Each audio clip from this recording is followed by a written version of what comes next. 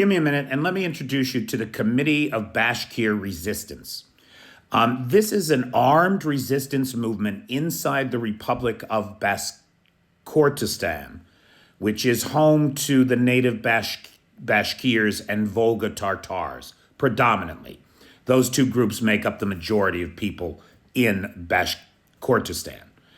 Now, back in September of 2022, so about a year and a half ago now, when Putin began his so-called partial mobilization, inside the Republic of Bashkortostan, this group was formed expressly to boycott the war, to get men out of the Republic before they could be mobilized, to defeat mobilization efforts inside of the Republic.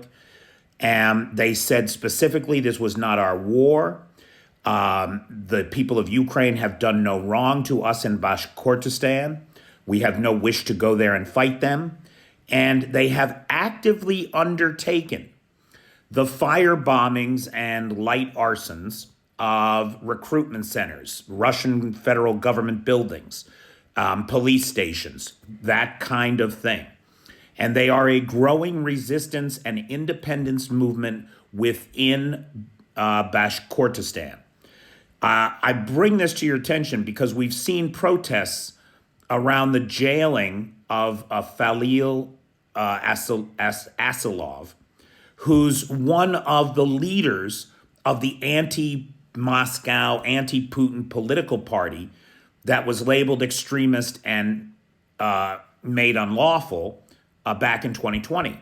And Falil has just been sentenced to 20 years in a Russian gulag for his political activism and advocating for human rights and the independence of the people of Bashkortostan from Moscow, which is exactly where this is going. And here's what I want to highlight. This resistance movement inside the Republic of Bashkortostan is not unique to the Republic. These folks are, in fact, allied with 5 other republics in the central Ural Mountains in a group effort to get out from under the yoke of Moscow, to have their own independent sovereign nation or confederation of states. And these include places like Tatarstan, Mordovia, etc.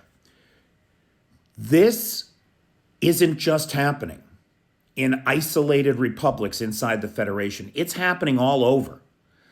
As Putin tightens the screws of repression, as the economy goes to hell in a handbasket, as the seams of the Russian Federation burst, you're going to see one group after another like this take to the streets and demand their own independence. Now, the recent protests, I would not say that the dominoes are falling. No.